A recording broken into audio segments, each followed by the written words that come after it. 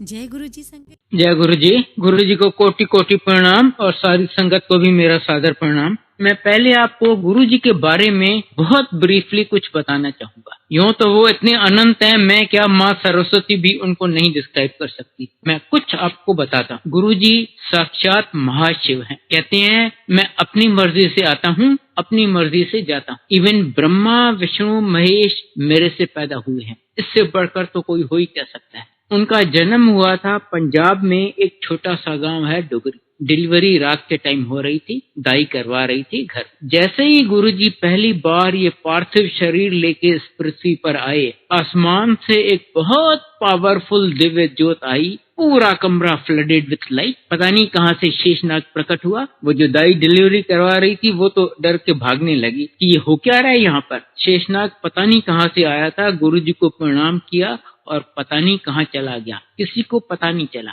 बहुत बाद में किसी ने गुरुजी से पूछा, गुरुजी वो क्या था? कहते हैं जहाँ शिव जी होंगे वहाँ शेषनाग और सांप तो होंगे ही ना। उन्होंने कोई पूजा पाठ जप तप करके रिद्धियां सिद्धियां नहीं प्राप्त की। वो हैं ही महाशिव। वो अंतर्यामी हैं, आपके मन की हर बात जानते हैं। आपके पास्ट प्रेजेंट और फ्यूचर जन्मों का वो सब जानते हैं। इसलिए उनको कभी कुछ बताना नहीं पड़ता, उनसे कुछ मांगने की जरूरत नहीं पड़ती है। वो सर्वव्यापी हैं। जहां आप उन्हें याद करोगे आप उन्हें बगल में पाओगे। इनफैक्ट आप नहीं भी याद करो ना, वो हमेशा अंग संग रहते हैं। करने को वो कुछ भी कर सकते हैं, करते हैं। एब्सोल्युटली इम्पॉसिबल केसेस में वो बच्चे दे देते हैं। मुझे केसेस पता है जहां आंटी को बच्चे दानी नहीं है, इवन उसको भी बच्चा दे दिया। बगैर उनकी आज्ञा के यमराज आपको छू नहीं सकता। मुझे केसेस पता है जहां एम्पायर स्टेट में संगत चल रही थी, यमराज आया, वो किसी अंकल को ले जाने लगा।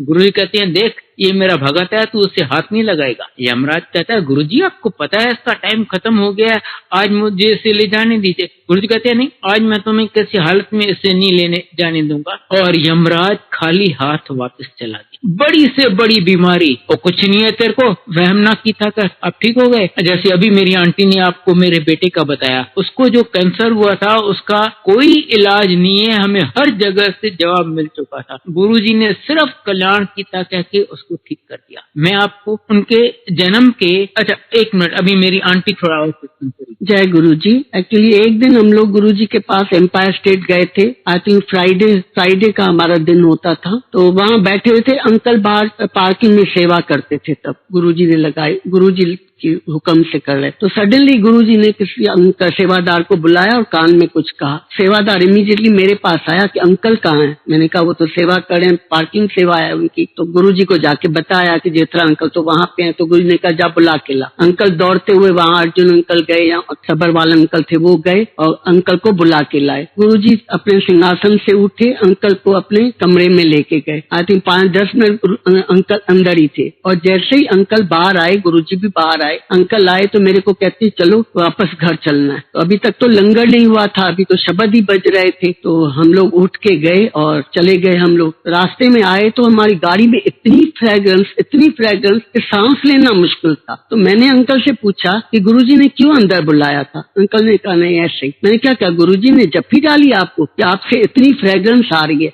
अंकल ने कुछ भी मेरे को नहीं बताया। हम लोग घर वापस गए, बच्चे घर पे थे। कहते कितनी फ्रेग्रेंस है, आप कैसे जैसे नहा के आए हो। ठीक है, इस बात को टाइम हो गया। तो अंकल ने उसके बाद 1-2 साल गुजर गया। एक दिन मैंने गोदरेज की सेफ खोली तो उसमें से बहुत फ्रेग्रेंस आ रही थी। तो मैंने अंकल को बुलाया, मैंने कहा देखो गुरुजी की फ्रेग्रेंस आ रही है। तो अंकल हंस पड़े, कहते नहीं वहां पे डिवाइन प्रसाद रखा है। उस दिन मेरे को अंकल ने डिवाइन प्रसाद दिखाया। जिस दिन गुरुजी उनको अंदर लेके गए थे, गुरुजी ने अंकल के लिए डिवाइन प्रसाद निकाला और उनको दिया और कहा कि ये जिस दिन भी तू अच्छा काम करने जा रहा है, शुभ काम करने जा रहा है, उस दिन तू चख के जाना। And this is only for you. वो अंकल आज तक वो खाते रहते हैं। एंड ही सेड मैंने तेरे को इतना ब्लेस किया है कि तेरे को मेरे से मांगने की जरूरत नहीं पड़ेगी। And that is so true इतनी परेशानियां आई हैं, पर हमने कभी गुरुजी को हमें मांगने की जरूरत नहीं पड़ी है। गुरुजी अपने आप ही कृपा करते, अपने आप ही सब कुछ दे देते हैं। तकलीफें और वो जो आती हैं वो तो आती रहेंगी, क्योंकि जो हम कर्म करके आए हैं, जो बुरे कर्म पिछले जन्मों में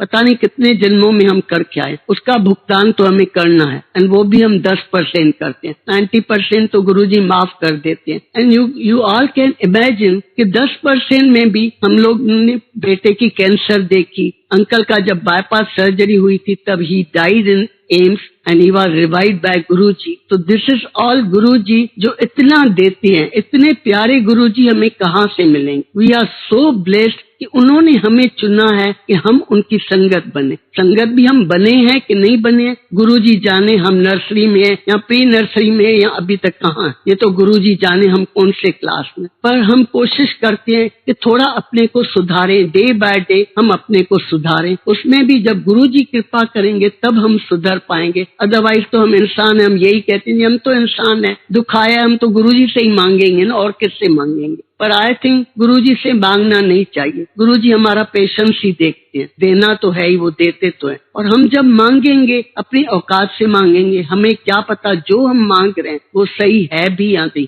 जैसे अंकल के ब्रदर बीमार हो गए थे, आई थिंक अंकल से 10 साल छोटे थे, तब गुरुजी चोले में ही थे, तो वो डबल निमोनिया हुई थी। And he was in Gujarat, Gandhidham में। वहां पे इतनी फैसिलिटीज नहीं थी, तो वहां पे कॉम्प्लिकेशंस ज्यादा हुई और उन्होंने कहा कि ये बहुत सीरियस है, क्रिटिकल है। तो अंकल ने गुरुजी को बताया कि गुरुजी मेरे ब्रदर को डबल निमोनिया हुई है। तो गुरुजी ने इमीडिएटली कहा नहीं, उन्हें जाने दे, उन्हें जाने दे। मतलब गुरुजी से कि नहीं, मैं उसको नहीं बचाऊंगा। अंकल तो और कुछ नहीं कह पाए, उनको समझ नहीं आई कि गुरुजी ने ऐसे कैसे कह दिया। मेरे बेटे की तो कैंसर जो इतनी बुरी थी वो ठीक कर दी, और मेरे भाई के लिए कह रहे हैं कि उन्हें जाने दे। ये हमें नहीं पता था कि उसके जाने में क्या अच्छाई है, हम तो उसकी लाइफ मांग रहे हैं। उसके बाद वो he was the only earning member. उसके बच्चे अभी छोटे थे, एक कॉलेज में था, दूसरा स्कूल में था, वाइफ नॉन वर्किंग, और उसने मकान बनाया था तो उसमें भी काफी उसने लोन लिया था। तो हमें ये नहीं समझ आ रहा था कि अगर वो चला गया तो उसका घर कैसे चलेगा। पर दिस इज गुरुजी's ग्रेस कि उसकी डेथ हो गई, हफ्ते 10 दिन में उसकी डेथ हो गई। और उसके बाद उसके बेटे ने भी इंजीनियरिंग कर ली, बेटी ने MBA कर ली, शादियां हो गई।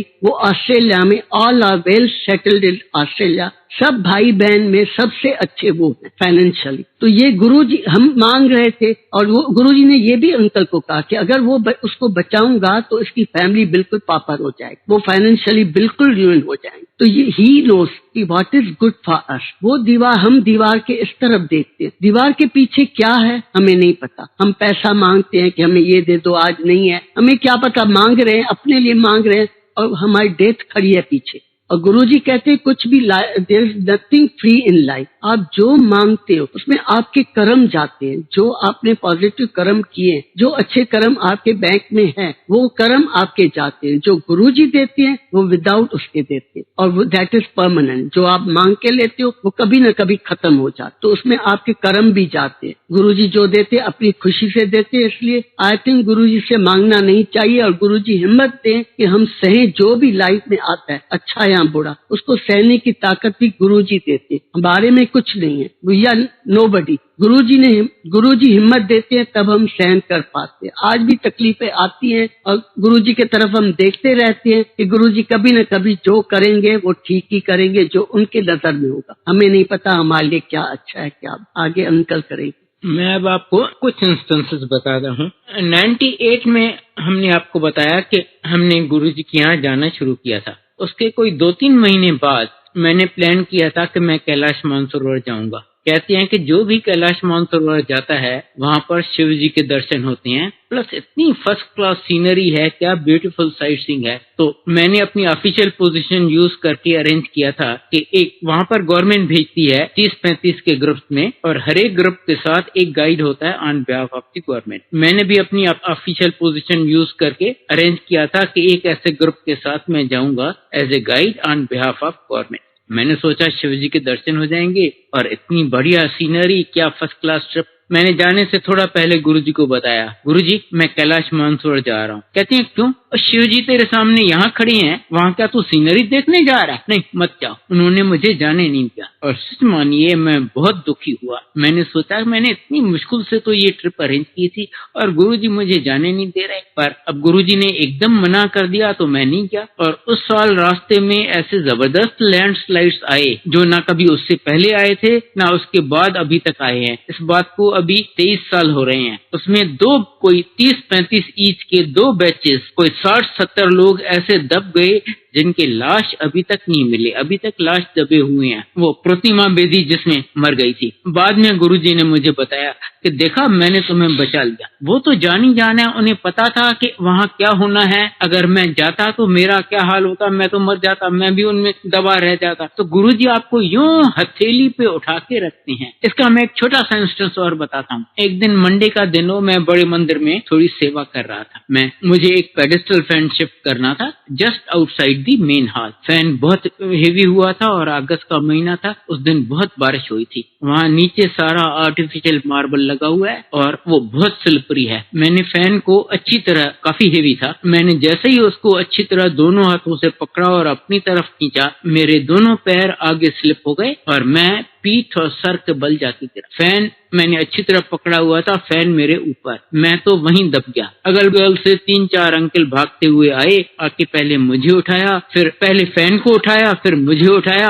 कोई मेरे सिर की मालिश कर रहा है, कोई पीठ की। कहते हैं अंकल आपको तो बहुत चोट लगी होगी। मैंने कहा नहीं मुझे तो कुछ भी नहीं हुआ, जबकि मुझे बहुत सीवियर ऑस्टियोपोरोसिस है। जिस तरीके से मैं गिरा था ये निश्चित है कि मेरी रीढ़ की हड्डी 2-4 जगह से टूटती और मेरी बाकी जिंदगी आइदर कोमा में या बिस्तरे पे गुजरती। पर गुरुजी की कृपा से मुझे कुछ भी नहीं हुआ। मैंने एक पेन किलर भी नहीं लिया। अब आप मोर इम्पोर्टेंट पार्ट सुनिए। जब मेरे साथ ये हुआ just outside the main hall, मेरी अपनी आंटी मेन हॉल में ध्यान में बैठी हुई थी। उसको पता नहीं था कि मेरे साथ क्या हुआ है। वो मेन हॉल में वो ध्यान में देखती है कि गुरुजी मेन ड्राइववे में पैदल चल के आ रहे हैं और एग्जैक्टली जैसे मैं गिरा हूँ गुरुजी गिर जाते हैं। तो वो गुरुजी को कहती है गुरुजी आप तो हम लोगों को बचाते हैं, आज आप कैसे गिर गए? गुरुजी कहते हैं नहीं नहीं मैं गिरा नहीं हूँ, आज बारिश है ना, आज मेरी संगत के बहुत लोग यहाँ गिरेंगे, मैंने उन सब का कष्ट अपने ऊपर ले लिया है। Can you imagine it? ऐसे दयालु गुरु।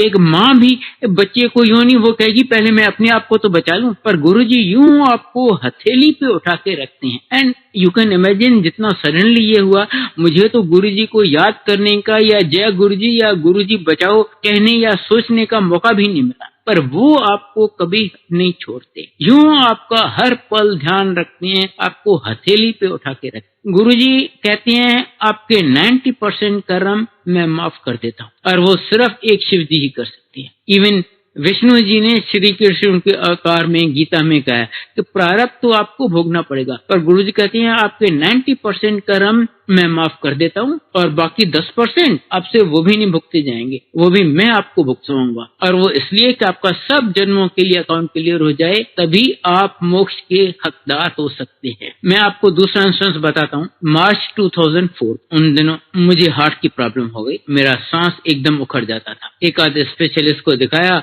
कहा जी एंजियोग्राफी करवा लो और हो सकता है आपको बाईपास ऑपरेशन करवाना पड़े या कम से कम स्टेंट डलवाने पड़े। मैंने बत्रा हॉस्पिटल में अपॉइंटमेंट ले ली। उसके बाद गुरुजी को बताया, गुरुजी मैं बत्रा हॉस्पिटल में एंजियोग्राफी करवाने जा रहा हूँ। कहते नहीं तू बत्रा हॉस्पिटल में नहीं, तू एम्स में करवा, क्योंकि उन्हें पता था कि मेरी एंजियोग्राफी में क्या होना है और कुछ प्लेसेस पे वो ज्यादा ब्लेस कर सकते हैं। एम्स में तो आपको पता है 6-6, 8-8 महीने आपको अपॉइंटमेंट ही नहीं मिलती। गुरुजी की कृपा से मुझे 2-3 दिन में अपॉइंटमेंट मिल गई, मेरी एंजियोग्राफी हुई। डॉक्टर्स कहते हैं आपको एक साइलेंट हार्ट अटैक हो चुका है। साइलेंट मतलब तब आपको पता नहीं चला, आपकी हार्ट बहुत ही डैमेज्ड है और आपकी तीनों आर्टरीज ब्लॉक्ड है। फिलहाल तो वो मुझे ICCU में लेके गए कि सीनियर डॉक्टर आएगा, वो फैसला करेगा कि आपका कब क्या करना है। मैं वहाँ ICCU में लगभग 1-1.5 घंटा रहा हूँगा। तो मुझे वहीं पर ICCU में सेकंड मैसिव हार्ट अटैक हुआ और मैं मर गया। डॉक्टर्स कहते हैं जी खत्म है, इसकी हार्ट चल नहीं रही, पल्स है नहीं,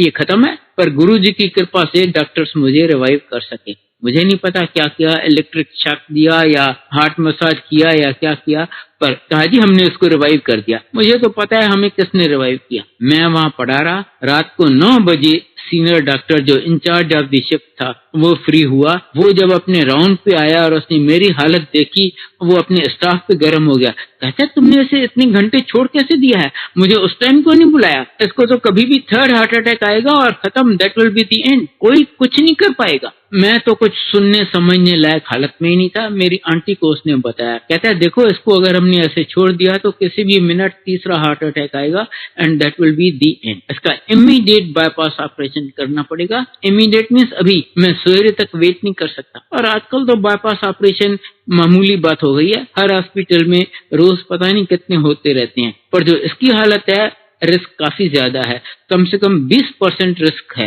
हो सकता है ये ऑपरेशन टेबल पे खत्म हो जाए और मैं कुछ नहीं कर पाऊं। अगर आप रिस्क लेने को तैयार हो तो मैं ऑपरेशन करूंगा, वरना ऐसे पेशेंट को मैं हाथ नहीं लगाता। आगे कुआं पीछे खाई, हम तो ऐसे फंसे, समझ नहीं आए क्या करें। मेरी आंटी ने, एक संगत है जोशी आंटी हैं, मेरी आंटी ने उनको मैसेज भेजा कि गुरुजी को बताओ कि अंकल आईसीयू में है और डॉक्टर ऐसे कह रहा है। उसने गुरुजी को बताया कि गुरुजी कह रहे हैं हमें तो समझ नहीं आ रहा क्या करें। गुरुजी कहते हैं क्या है, डॉक्टर तो चीड़ेगा फाड़ेगा ही, अंदर जो कर रहा है वो तो मैं करूंगा, करवा लो ऑपरेशन। अब ये सुनने के बाद तो कोई गुंजाइश ही नहीं रही। मेरी आंटी ने डॉक्टर को कहा कि ठीक है, तेरे को जो करना है कर ले। वो बेचारा सवेरे 9 बजे से ड्यूटी पर था। रात को 11 बजे जब हमने उसको क्लियरेंस दिया, वो मुझे ऑपरेशन थिएटर में ले गया। 6.5 घंटे मेरा ऑपरेशन चला। 5:30 बजे जैसे ही मुझे वापस ले आए आईसीयू में, देखा अंदर आर्टरी बस्ट हो गई है। फिर ऑपरेशन थिएटर में ले गए, फिर खोला, फिर 1.5 घंटा इन्होंने उसको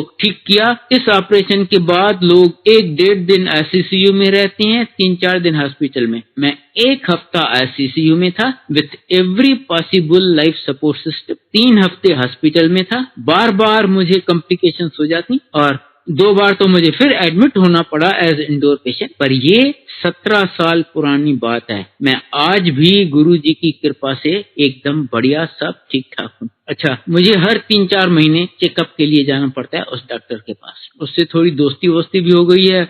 उसको मैंने गुरुजी के बारे में भी थोड़ा बहुत बताया है। लगभग 2 साल पहले वो मुझे खुद कहता है आप ये बाईपास ऑपरेशन या दवाइयों की वजह से नहीं चल रहे, आप सिर्फ अपने गुरुजी की मेहर से चल रहे हो। कहता है जो मैंने बाईपास ऑपरेशन किया था उसकी लाइफ तो 7-8 साल होती है। डॉक्टर मनमोहन सिंह ने भी दूसरा बाईपास ऑपरेशन करवाया था जब वो प्राइम मिनिस्टर थे। कहते हैं वो आर्टरीज धीरे धीरे फिर ब्लॉक होती है। आप तो सिर्फ अपने गुरुजी की मेहर से ही चल रहे हो। जो डॉक्टर आज से 17 साल पहले एम्स में शिफ्ट इंचार्ज था, आप समझ सकते हैं आज कितना सीनियर होगा। ये उसके वर्ड्स हैं, ये हैं हमारे गुरुजी। आप एक बार, अच्छा मैं एक और पहले आपको सत्संग सुनाता हूँ किसी और अंकल। उस अंकल ने अपना एंजियोग्राफी करवाई। डॉक्टर कहता है कि आपको तो इमीडिएट बाईपास ऑपरेशन करवाना पड़ेगा। ये कहता है डॉक्टर साहब मुझे 1 दिन की मोहलत दो। डॉक्टर कहता है ठीक है, कल सवेरे आ जाना। ये शाम को गया गुरुजी के पास। गुरुजी, डॉक्टर कहता है मुझे इमीडिएट बाईपास ऑपरेशन करवाना पड़ेगा। गुरुजी कहते हैं कुछ नहीं है तेरे को, वहम ना की ताकत। उसके हाथ में एंजियोग्राफी की रिपोर्ट थी। ना सिर्फ डॉक्टर ने कहा था पर उसके हाथ में एंजियोग्राफी की रिपोर्ट थी। वो कहता है गुरुजी डॉक्टर तो कहते हैं मेरी तीनों आर्टरीज ब्लॉक्ड है। ले डॉक्टरों की पता, अब आप किसी को बोलो डॉक्टरों की पता, वो तो कुछ बोलने लायक रहा ही नहीं। गुरुजी कहते हैं बैजा। वो बैठ गया। उस दिन गुरुजी की प्लानिंग समोसा प्रसाद था। गुरुजी ने एक हाथ में लिए 5 रियल किंग साइज बड़े बड़े समोसे, उसको दिए, ले ये खा ले। अब देखिए जिसकी तीनों आर्टरीज ब्लॉक्ड हैं उसको समोसे दे रहे हैं खाने को। एंड आई चैलेंज, जितने बड़े बड़े वो समोसे थे हम में से कोई भी नहीं खा सकेगा, आप में से कोई भी नहीं खा सकेगा। उस बेचारे ने किसी तरह धीरे धीरे वो खा लिए। गुरुजी ने 2 और दिए, ले ये भी खा ले। उसने वो भी खा लिए। उसके बाद गुरुजी कहते हैं तू एंज नहीं बनेगा, तू कल फिर जाके एंजियोग्राफी करवा ले। उसने भी सोचा हाँ ये बात ठीक है। अगले दिन वो गया डॉक्टर साहब के पास। डॉक्टर साहब मेरी एंजियोग्राफी फिर करो। कहते कल तो तुम्हारी एंजियोग्राफी की है, एंजियोग्राफी में 1 दिन में क्या चेंज आएगा। एंजियोग्राफी में तो चेंजेस आने में सालों साल लग जाते हैं, नॉट इवन महीने। इसने जिद करके एंजियोग्राफी करवा ली। तो देखिए उस अंकल को गुरुजी ने 7 समोसे खिला के उसकी आर्टरीज क्लियर कर दी। मेरी नहीं की, मुझे का ऑपरेशन करवा लो ना, क्या है डॉक्टर तो चीरेगा फाड़ेगा ही, अंदर जो करना है वो तो मैं करूंगा। क्यों? क्योंकि मेरे पिछले जन्मों के कर्म उस अंकल से बहुत खराब रहे होंगे। तो बोले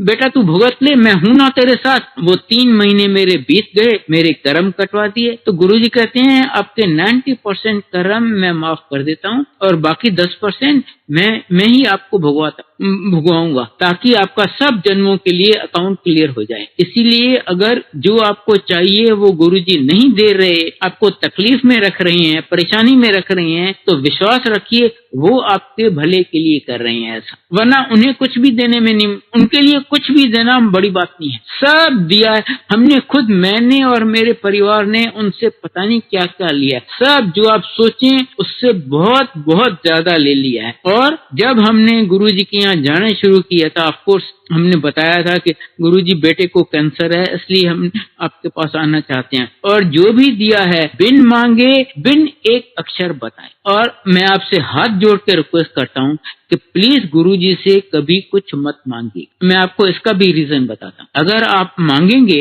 अव्वल तो जो चीज आप मांग के लेते हैं ना वो टेम्पररी होती है, वो आपके पास हमेशा नहीं रहेगी, आपको वो लौटानी पड़ेगी। दूसरा, आप मांगेंगे तो अपनी हैसियत, अपनी औकात से, वो देंगे तो अपनी हैसियत। कहाँ उनकी हैसियत, कहाँ मेरी हैसियत, जमीन आसमान का फर्क है। और तीसरा एंड मोस्ट इम्पॉर्टेंट, आपको ये पता ही नहीं कि आप जो मांग रहे हैं वो आपके लिए अच्छा भी है या नहीं, पर गुरुजी सब जानते हैं। गुरुजी वो नहीं देंगे जो आपको अच्छा लगता है, वो देंगे जो आपके लिए अच्छा है। देखिए, मैं तो ये नहीं देख सकता कि इस दीवार के आगे क्या है, या मेरे पीछे मेरी मौत तो नहीं खड़ी, पर गुरुजी सब जानते हैं। अब मैं एक छोटा सा इंस्टेंस आपको सुनाता हूँ अपनी दीदी का। मेरी सबसे बड़ी सिस्टर बॉम्बे में रहती है, वो दिल्ली आई थी, उसके देवर के बेटे की शादी थी। वो लड़की वाले दिल्ली के थे, लड़के वाले बॉम्बे। इन्होंने डिसाइड किया कि एंगेजमेंट दिल्ली में करेंगे और शादी बॉम्बे में, ताकि दोनों साइड से मैक्सिमम लोग कम से कम एक फंक्शन अटेंड कर सके। वो एंगेजमेंट अटेंड करने के लिए यहाँ दिल्ली आई, मैं उसे गुरुजी के यहाँ लेके गया। जैसे ही उसने गुरुजी को माथा टेका, गुरुजी उसको कहते हैं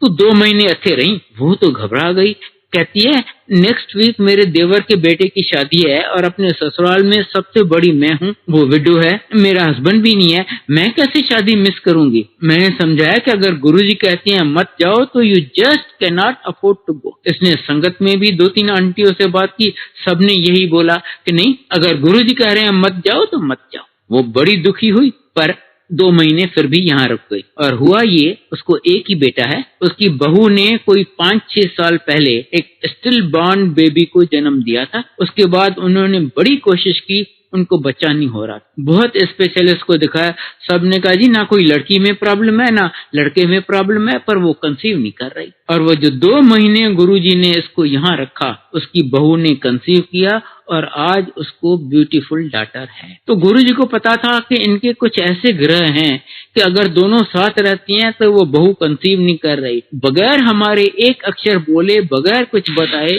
गुरुजी ने उसका इलाज कर दिया और उसको आज बेबी। इसीलिए गुरुजी पे विश्वास रखिए। गुरुजी बार बार कहते हैं मंगोनी मनो, आप ये करके देखिए और आप बहुत जल्द देखेंगे कि आप जितना सोचते हैं उससे बहुत बहुत ज्यादा ले जाते हैं, बिन मांगे बिन एक अक्षर बताए। अभी मेरी आंटी फिर करेंगी थोड़ा। जय गुरुजी। संगत जी, ये 98 की बात है, हम लोग अभी जुड़े भी नहीं थे, क्योंकि गुरुजी को इंसान के रूप में देखा था। वी कुडंट बिलीव कि ही कैन बी गॉड। तो एक दिन हम लोग संगत में बैठे हुए थे, तो गुरुजी ने किसी सेवादार को कहा डॉक्टर नी को बुलाओ। अंदर गई मैं, अंदर कमरे में गुरुजी ने बुलाया। अंदर गुरुजी बैठे थे कमरे में, उनका भांजा था शायद, वो लेटा हुआ था, 5-6 साल का था। कहते हैं डॉक्टर नी एनू देख की है। मैंने देखा, वो एग्जामिन किया। देन आई टोल्ड गुरुजी कि गुरुजी इसको हो सकते हैं मॉम्स है या सब एक्यूट अपेंडिसाइटिस है। तो गुरुजी कहते अच्छा ठीक है दवाई लिख ली। मैंने दवाई, सेवादार वहीं खड़े थे, मैंने दवाई बताई, उन्होंने लिखी। गुरुजी कहते जाओ दवाई लेके आओ। वो इतनी रेस्पेक्ट देते। मैं छोटी डॉक्टर हूँ, मैं बिल्कुल बड़ी डॉक्टर नहीं। गुरुजी के पास पूरे दुनिया के बड़े बड़े डॉक्टर्स आते। वो अंकल गए और दवाई लेके आए, उनको दिया। मेरे मन में उस टाइम ये ख्याल आया ये गुरुजी की माया है। मैंने कहा गुरुजी अपने भांजे को ठीक नहीं कर सकते, मेरे बेटे की कैंसर कैसे ठीक करें, ये मेरे मन में ख्याल है। उस बात को मैंने किसी को कुछ नहीं कहा। कुछ साल हो गए, तब तो इतने सत्संग नहीं होते थे, इतनी संगत आपस में बात नहीं करती थी। हम लोग जिनको 20-20 साल से जानते हैं, हमें अभी तक भी नाम नहीं पता संगत का। हम ऐसे रिकॉग्नाइज करते हैं फेस देख के, पर हमें नहीं पता संगत का नाम क्या है। कुछ सालों के बाद मुझे पता चला कि वो गुरुजी ने ब्लेस किया था, मेरे से सेवा लेके मेरी कोई बीमारी ठीक की थी, जो मुझे भी पता नहीं, क्योंकि मैंने पहले भी बताया nothing is free in life. जो भी आप मांगते हो या वो करते हो, आपके अच्छे कर्म उसमें जाते हैं, ऐसे नहीं मिलता। तो गुरुजी ने मेरे से पहले ही सेवा ले ली। वो मैं भी मेरे तब गुरुजी सेवा लेते थे हमसे, हम दोनों को दोनों तरफ बिठा के, एक तरफ अंकल चरण दबाते थे, एक तरफ मैं दबाती थी।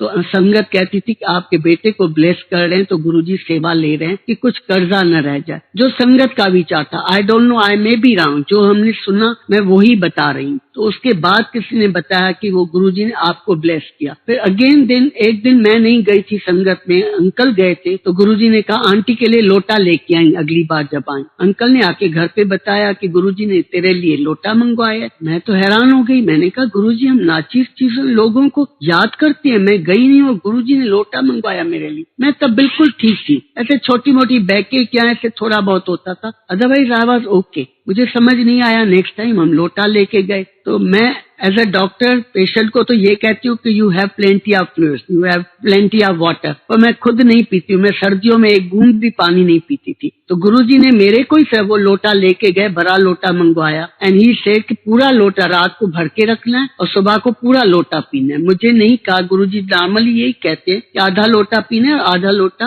अपने नहाने के पानी में डालना है, उससे नहाना है, पर मुझे सिर्फ यही कहा कि आपको पूरा लोटा पीना है। वो मैं आज तक गुरुजी के हुक्म से मैं आज तक वो लोटा पीती। लोटा लेने के बाद जो मुझे बीमारियां हुई, मैं संगत जी आपको बता नहीं सकती। A to Z मेरे को सब कुछ हुआ। A to Z एनीमिया थी, मैं रात को सो नहीं पाती थी, बैक एक था, स्लिप डिस्क था, फ्रोजन शोल्डर, मुझे फ्रोजन शोल्डर बोथ, दोनों शोल्डर्स में, एक ठीक होता था दूसरा हो जाता। 2 साल मुझे फ्रोजन शोल्डर था, and all 24 hours I used to be in pain. Guruji ने वो सब उस लोटे के जल से, अमृत से मेरे सब थी। उनको पता था कि आंटी को ये बीमारियां आने वाली हैं, और गुरुजी लोटा तो ऐसे छोटी मोटी बीमारियों के लिए देते नहीं है, कैंसर या कोई हार्ट डिजीज होती है तभी लोटा ब्लेस कर देते हैं। वो गुरुजी ने मेरा क्या ठीक किया, ये गुरुजी जाने, जो इतनी ब्लेसिंग देते हैं और बिन मांगे। मुझे तो पता ही नहीं था कि मैं बीमार होने वाली हूँ। दूसरा, मैं अपनी ग्रैंड डॉटर का बर्थ बताऊंगी।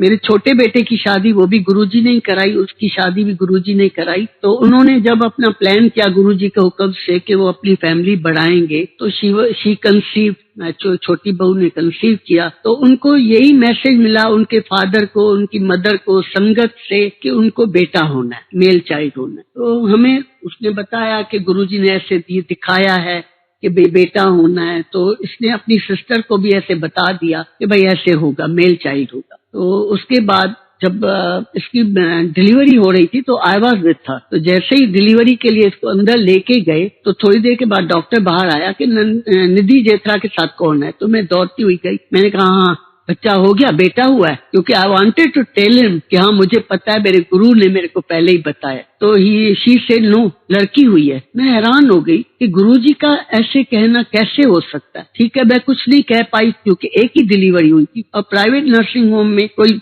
चेंज होने का भी कोई वो चांस नहीं है। थोड़ी देर के बाद उसकी मम्मी वगैरह आई तो उसको फोन आ गया किसी आंटी का जो जानती नहीं है, कहती है आपकी बेटी को बेटी हुई है। उसने कहा आपको कैसे पता, अभी तो हम ही इधर है, अभी हुई है, थोड़ी देर हुई है, तो आपको कैसे पता चला। कहती गुरुजी ने मेरे को कल सपने में दिखाया कि आपकी बेटी को बेटा हुआ है, और उसका मेरे को बचपन से लेके टीनेज तक मुझे दिखाया कि वो बच्चा कैसे बड़ा होता है, और जब बड़ा हुआ है तो बिल्कुल ही गुंडा टाइप है और गालियां वगैरह देता है, लंबे बाल, और उसके माँ बाप मतलब मेरा बेटा और बहू सर पकड़ के बैठे हैं, ये कहाँ हम फंस गए और ये क्या हो गया। तो मैंने उनकी तकलीफ कम करने के लिए मैंने कन्वर्ट कर, मैंने लड़के से लड़की बना दी, और लड़के तो मैं किसी को भी दे देता हूँ, पर लड़कियां मैं भगवान लोगों को देता हूँ, मैं ब्लेस करता हूँ, तो मैंने उसको लड़के। तो इस तरीके से जो गुरुजी की इंडिकेशन होती है वो भी सही होती है, और गुरुजी दुख आने से पहले जो जिसका हमें अंदाजा भी नहीं होता वो पहले ही ठीक करते। उन गुरुजी को क्या हम बताएंगे कि गुरुजी हम आज ये दुखी हैं, हमारे साथ ये दुख है और आप वो ठीक कर। He knows everything. तो ये तो बात बिल्कुल याद रखनी है, अगर दुख आता है तो हमें पेशेंटली सहना है, क्योंकि गुरुजी इज विद अस, हम अकेले नहीं है। हाउ मेनी लोग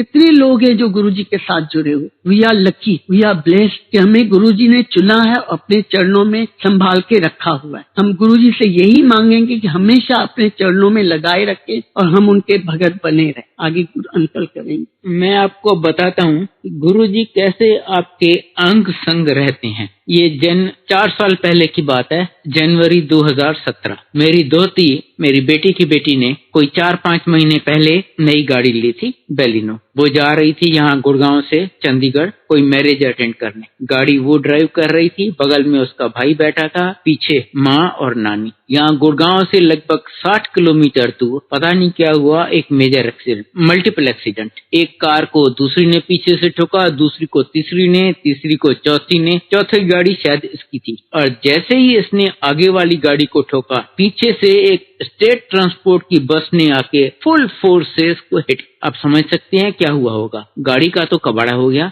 आगे के दोनों टायर्स बर्स्ट कर गए, फ्रंट एक्सल टेढ़ा हो गया, डिक्की एकदम पिचक गई, गाड़ी चलने लायक नहीं रही। वहां से गुड़गांव तक 60 किलोमीटर टो करवा के लानी पड़ी। ठीक करवाने में 1 लाख से ज्यादा लगा। Just to give you some idea कि कितना भयानक डैमेज हुआ है। पर इतने सीरियस एक्सीडेंट में किसी पैसेंजर को जरा सी खरोंच नहीं आई, किसी ने एक पेन किलर भी नहीं लिया। जबकि आप समझ सकते हैं जैसे ये एक्सीडेंट हुआ, कोई किसी को जय गुरुजी या गुरुजी बचाओ कहने सोचने का मौका भी नहीं मिला। पर आप उन्हें याद करें या ना करें, गुरुजी हमेशा आपके अंग संग रहते हैं और यूं आपको हथेली पे उठाए रखते हैं। गाड़ी को ठीक करवाने में 1 लाख से ज्यादा लगा। ऑफ कोर्स नई गाड़ी थी, इंश्योरेंस था, almost all of it insurance company ने पे किया। Just to give you some idea कि कितना खतरनाक एक्सीडेंट हुआ। तो अब आप देख लीजिए कैसे गुरुजी आपको बचाए रखते हैं। हम बहुत बहुत भाग्यशाली हैं कि गुरुजी ने हमें अपनी शरण में रखा है। ये वो द्वार है जहाँ पर आप तभी आ सकते हैं, पहली बार हो या 10वीं बार, जब गुरुजी आपको बुलाएं। और वो बुलाते हैं सिर्फ आपको ब्लेस करने के लिए, आप पे मेहर करने के लिए, आपके कर्म काटने के लिए। बस उन पे विश्वास रखना है और जो कहें वो आपको मानना है। मैं आपको प्रसाद की महिमा का एक सत्संग सुना। मेरी मदर लगभग 80 साल की थी, सिवियरली डायबिटिक। कोई 25-30 साल से उनको इंसुलिन के इंजेक्शन लगते थे। और आप जानते होंगे इंसुलिन के इंजेक्शन एक बार लगना शुरू हो कभी बंद नहीं होते। वो इंजेक्शन खा खा के इतनी परेशान थी, बार बार मेरी आंटी से पूछती, बेटी मेरी ये इंजेक्शन कब छूटेगी। एज ए डॉक्टर इसको पता था इंजेक्शन कभी छूटने वाली नहीं है। वो हर बार बोलती, हाँ मम्मी आज तो लगवा लो, देखा जाएगा देखा जाएगा। उसको सीवियर अर्थराइटिस थी, वो चौकी मार के नीचे बैठ नहीं सकती। हार्ट की प्रॉब्लम, लिवर की प्रॉब्लम, डाइजेशन की प्रॉब्लम। 80 साल की उम्र में तो आप जानती हैं क्या होता है। वो तो गुरुजी की यहाँ आती भी नहीं थी, क्योंकि एम्पायर स्टेट में कोई चेयर या सोफा नहीं होता था, वहाँ सबको नीचे बैठना पड़ता था। वो कहती थी मैं कैसे जाऊंगी, मैं तो नीचे बैठ ही नहीं सकती। एक दिन किसी तरह गुरुजी ने उसको प्रेरणा दी और उसने कहा, अच्छा चलो आज मैं भी चलती हूँ गुरुजी के पास। वो आई गुरुजी के पास। जैसे ही उसने गुरुजी को माथा टेका, गुरुजी उसको कहते हैं, रोब से बैठ जा। गुरुजी जो भी करते हैं वो हमारे भले के लिए करते। अगर वो डांटते हैं तो हमारे भले के लिए, प्यार करते हैं तो हमारे भले के लिए, कुछ देते हैं तो हमारे भले के लिए, कुछ नहीं देते तो हमारे भले के लिए। जैसे ही गुरुजी ने रोब से बोला ना बैठ जा, वो चुपचाप सुध बुध खो गई। वो चुपचाप चौकी मार के नीचे बैठ गई। 1-1.5 घंटे के बाद जब वो उठी तो कहती, अरे आज मैं चौकी मार के कैसे बैठ गई, मैं तो चौकी मार के बैठ ही नहीं सकती। और उनके बैठ जा कहने से उसकी अर्थराइटिस खत्म। अगले दिन से उसने घर में भी चौकी मार के बैठना शुरू कर दिया। फिर गुरुजी की प्लानिंग, उस दिन बर्फी प्रसाद था और जिन्होंने गुरुजी के हाथ से प्रसाद लिया हो वो उनको पता होगा कि गुरुजी जो एक मुट्ठी हमें प्रसाद देते थे ना, हमारे दोनों हाथों में नहीं समाता था। गुरुजी ने मुट्ठी भर के उसको बर्फी प्रसाद दे दिया। हम वहाँ पर एम्पायर स्टेट में प्रसाद बाहर जाके खाते थे। वो बाहर गई, कहती अरे मुझे तो डायबिटीज है, मैं कैसे इतनी बर्फी खाऊंगी। उसने प्रसाद है जरा सा चख लिया, बाकी रुमाल निकाल के पर्स में रख दिया कि घर चल के बच्चों को दे देंगे, और आके चुपचाप अपनी जगह पे बैठ गई। पर गुरुजी तो जानी जान है, उन्हें तो पता था कि इसने प्रसाद खाया नहीं है। 2 मिनट के बाद गुरुजी फिर उसको बुलाते हैं और उसको पहले से ज्यादा बर्फी देते हैं और कहती हैं ये यहीं खानी है। ये कहती है हाय राम आज तो मैं फंस गई, मैं कैसे इतनी बर्फी खाऊंगी। 2-3 अगल बगल जो आंटियां बैठी थी उनसे भी बात की। सबने कहा देखो अगर ये आप यहाँ खाते हो तो ये आपकी दवाई है, अगर घर जाके खाते हो तो ये मिठाई। उसने जनाब बहुत डर डर के वो सारी मिठाई खा ली कि पता नहीं क्या होगा। पर गुरुजी की लीला देखिए, अगली बार जब वो 8-10 दिन के बाद अपने डायबिटीज एक्सपर्ट के पास गई, उसको एग्जामिन किया, वो कहते तुम्हारी डायबिटीज तो वेल अंडर कंट्रोल है, तुम आज से इंजेक्शन बंद कर दो, रोज सिर्फ एक टैबलेट खा लिया करो। समथिंग जो इसको बहुत चाहती थी। और आपको पता है मेडिकली ये इम्पॉसिबल है। इंजेक्शन आपको इंसुलिन का लगना शुरू हो, कभी जिंदगी में बंद नहीं होता। और इसको तो कोई 25-30 साल से इंजेक्शन लग रहे थे। बस वो एक बार वो बर्फी प्रसाद खाने से उसका वो इंजेक्शन खत्म लगना बंद हो गया, जो कि मेडिकली इम्पॉसिबल। गुरुजी की मेहर से उसकी अर्थराइटिस खत्म हो गई, इंजेक्शन लगना बंद हो गया, उसकी heart was much better, liver, digestion सब मच बेटर थे थैंक्स टू गुरुजी's मेहर। उसके लास्ट 6-8 महीने बहुत ही अच्छे गुजरे। और अल्टीमेटली जब मैंने 6-8 महीने के बाद माताजी का देहांत हो गया, जब मैंने गुरुजी को बताया कि गुरुजी माताजी का देहांत हो गया, कहते हैं बड़ा चंगा होया। दैट मीन्स वो सचखंड में गुरुजी की शरण में पहुंच गए। अब बताइए, और ये मैंने आपको बताया है एग्जैक्टली जैसे ये हुआ। हमने एक अक्षर भी गुरुजी को नहीं बताया कि गुरुजी ये प्रॉब्लम्स है, आप कुछ मेहर की। बस मेरी आपसे हाथ जोड़ के विनती है कि आप यहाँ आते रहिए और उनकी ब्लेसिंग। और जब यहाँ आते हैं आप सिर्फ गुरुजी के लिए आते हैं, उनसे कनेक्शन कीजिए। शब्द चल रहे हैं तो शब्द सुनिए, अगर सत्संग हो रहा है तो सत्संग सुनिए। सत्संग सुनने वाले का भी कल्याण, सत्संग करने वाले का भी कल्याण। जो भी आपको ग्रहण करने को मिलता है वो अनमोल है, इनवैल्यूएबल, कोई उसकी कीमत नहीं लगा सकता। प्लीज एक दाना, एक ड्रॉप भी मत बचाइए या फेंकिए। अगर वो आप बचाते हैं तो आप अपनी ब्लेसिंग्स लुटा रहे। और चौथा and most important, total surrender, सब उन पे छोड़ दीजिए। कहते हैं ना, तेरा भाणा मीठा लागे। और गुरुजी बार बार कहते हैं मंगो नहीं मनो। बस आप यहाँ आते रहिए और ये करते रहिए। और फर्स्ट हैंड एक्सपीरियंस से मैं आपको गारंटी दे सकता हूँ कि आप जितना सोचते हैं उससे बहुत बहुत ज्यादा ले जाएंगे, बिन मांगे, बिन एक अक्षर पर। आई थिंक आज के दिन हम यहीं स्टॉप करेंगे। May Guruji bless each and every one of you. जय गुरुजी। मैं माफी चाहूंगी अगर कोई गलती हो गई हो, क्योंकि एज के हिसाब से हमें वर्ड्स नहीं आते, उस टाइम बोलने भूल जाते हैं। तो अगर कोई गलती हो तो प्लीज माफ कर देना। जो गुरुजी ने बुलवाया मैंने वही कहा। जय गुरुजी, जय गुरुजी संगत जी।